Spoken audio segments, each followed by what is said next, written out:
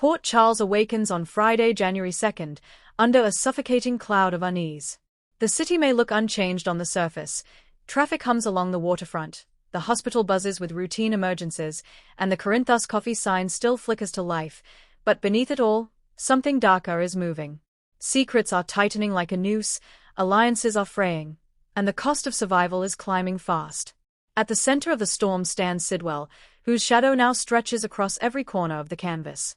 His demands, once whispered threats delivered through intermediaries, have turned bold and merciless. And the one paying the highest price? Michael Corinthos, a man who believed he could outthink a predator, and is now learning just how wrong he was. Meanwhile, Jordan Ashford makes a move that could permanently alter the balance of power in Port Charles. No longer content to react, Jordan steps forward as a strategic force, risking everything to stop Sidwell's growing reign.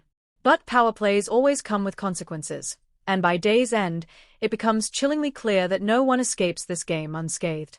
Sidwell doesn't raise his voice. He doesn't need to. His power lies in patience, precision, and an uncanny ability to strike exactly where it hurts most.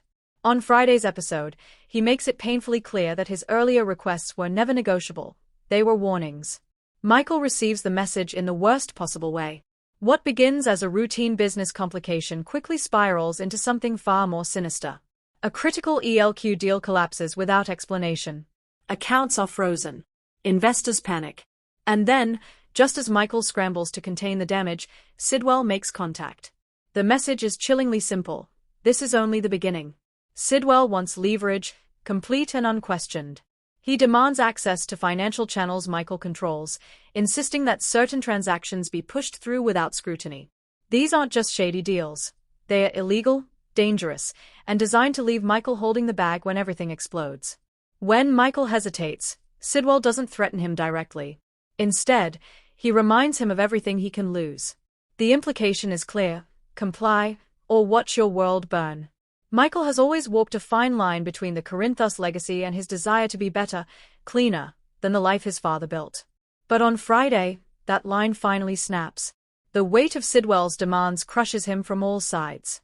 If he refuses, he risks exposure that could destroy ELQ, ruin innocent employees, and place a massive target on his family.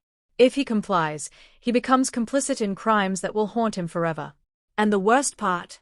Michael realizes he's already compromised. Every move he's made to protect himself has only tightened Sidwell's grip. The more he tries to maneuver, the deeper he sinks. The episode paints Michael's downfall not as a sudden collapse, but as a slow, agonizing unraveling, a man watching his future dissolve in real time. His isolation is devastating. He can't confide in Willow without putting her in danger. He can't go to Sunny without risking a violent escalation that could get people killed. And Carly, once his fiercest protector, has her own battles brewing, leaving Michael to face this nightmare alone. By the end of the hour, Michael makes a choice that changes everything. He agrees to one of Sidwell's demands, not all of them, but enough to prove his obedience. Sidwell smiles, because now he knows Michael will break. While Michael spirals, Jordan Ashford moves in the opposite direction, toward control. Jordan has been watching Sidwell for weeks, piecing together fragments of intelligence that others dismissed as coincidence.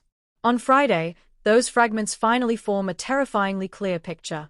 Sidwell isn't just another criminal opportunist. He's building a network designed to operate above the law, protected by money, influence, and carefully placed fall guys. And Jordan knows exactly who one of those fall guys is becoming.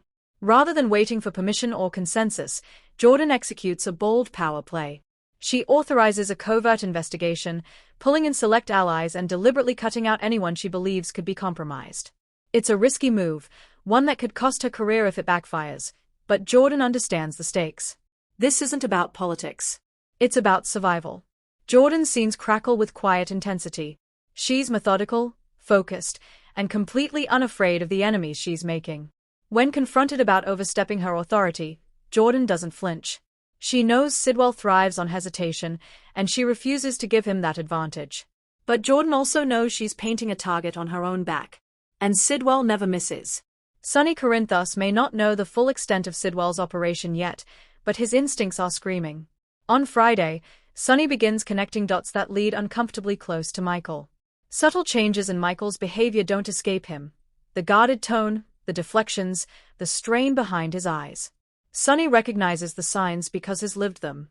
He knows what it looks like when someone is being cornered by a predator. The question is whether Sunny can intervene without making everything worse. Sidwell isn't afraid of Sunny, not openly, at least. And that's what worries Sunny the most.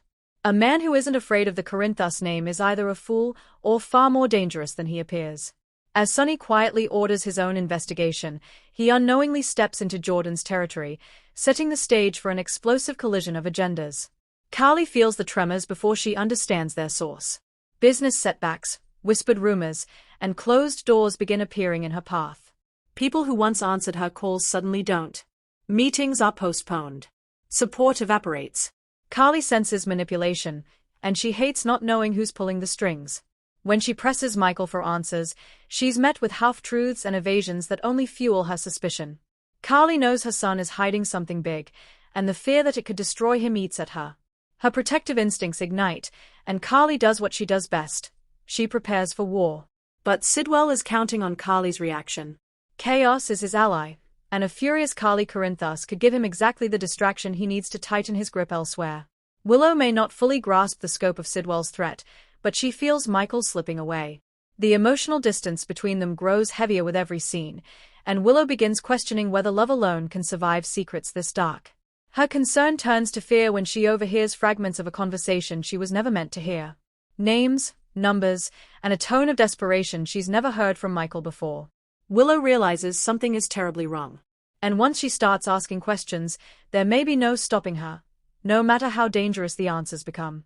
Just when the episode seems ready to explode, Sidwell delivers one final blow. He orchestrates a public humiliation for Michael, subtle enough to avoid suspicion, devastating enough to shatter confidence.